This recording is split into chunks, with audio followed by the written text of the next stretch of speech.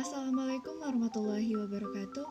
Perkenalkan, nama saya Nurul Latifah dengan NIM 211212024. Saya berasal dari kelas A4 Ilmu Kesehatan Masyarakat Universitas Andalas.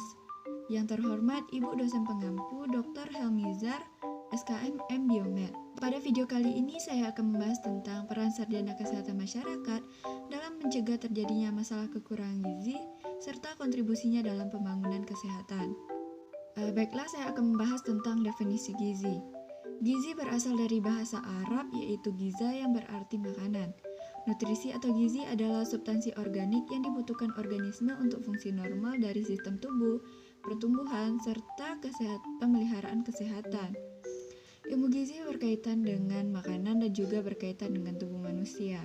Ilmu gizi adalah ilmu yang mempelajari proses-proses di mana organisme hidup yang mempergunakan material-material yang diperlukan untuk pemeliharaan fungsi tubuh. Selanjutnya saya akan membahas tentang permasalahan gizi di Indonesia pada remaja. Masa remaja merupakan masa yang sangat penting dalam membentuk perilaku yang berkaitan dengan kesehatan dan gizi. Masa remaja rentan terhadap risiko kekurangan gizi serta permasalahan kesehatan lainnya. Saat ini masalah gizi di Indonesia semakin kerap terjadi dan harus ditangani dengan serius. Beberapa faktor penyebab masalah gizi di Indonesia seperti yang pertama, konsumsi makanan yang tidak memenuhi jumlah dan komposisi zat gizi yang memenuhi syarat gizi seimbang. Yang kedua, penyakit infeksi yang berkaitan dengan kejadian penyakit menular terutama diare, cacingan, dan penyakit pernafasan akut atau ISPA. Yang hal ini terjadi karena lingkungan dan kualitas hidup yang kurang sehat. Yang ketiga, ketersediaan pangan di keluarga, pola asuh, dan juga akses informasi mengenai gizi dan kesehatan. Yang keempat, tingkat kemiskinan sehingga tidak dapat memenuhi kebutuhan gizi. Selanjutnya yaitu contoh permasalahan gizi pada remaja di Indonesia. Yang pertama, anemia. Anemia terjadi ketika jumlah sel darah merah dalam tubuh menurun di bawah normal. Kurangnya sel darah merah membuat pengidap anemia tampak pucat, lelah, dan lemah. Penyebab anemia yang pertama itu ada kurangnya asupan zat besi. Zat besi punya peran yang sangat besar dalam pembentukan hemoglobin. Kurangnya asupan zat besi tentu dapat menimbulkan anemia. Yang kedua itu ada kekurangan vitamin.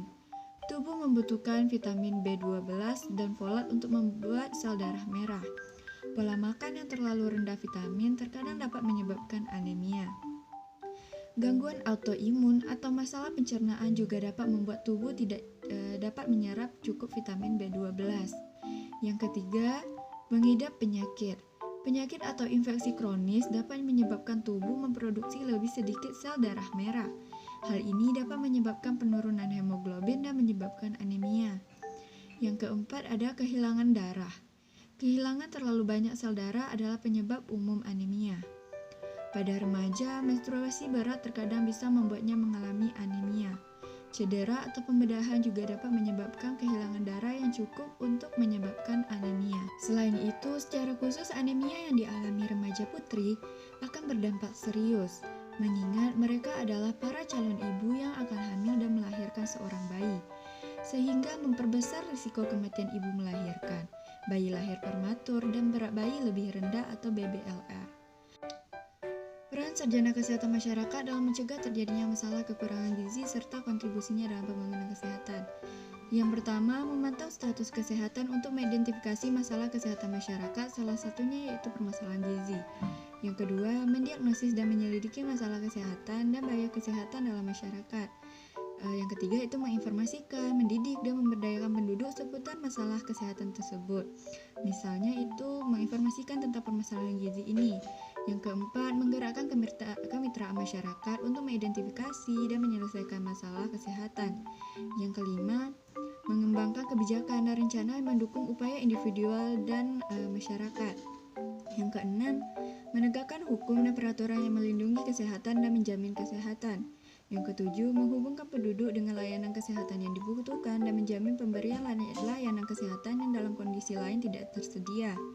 Yang kedelapan, menjamin tenaga kerja layanan kesehatan personal dan kesehatan masyarakat yang kompeten. Yang kesembilan, mengevaluasi keefektifan, keterjangkauan, dan mutu pelayanan kesehatan berbasis penduduk dan individu. Yang kesepuluh, melakukan penelitian untuk mencari pengetahuan, wawasan baru, dan solusi yang inovatif terhadap masalah kesehatan. Untuk permasalahan gizi pada remaja ini dapat melakukan edukasi kepada remaja bagaimana pentingnya pemenuhan kebutuhan gizi serta dampak kekurangan gizi atau kelebihan gizi pada remaja. Assalamualaikum warahmatullahi wabarakatuh.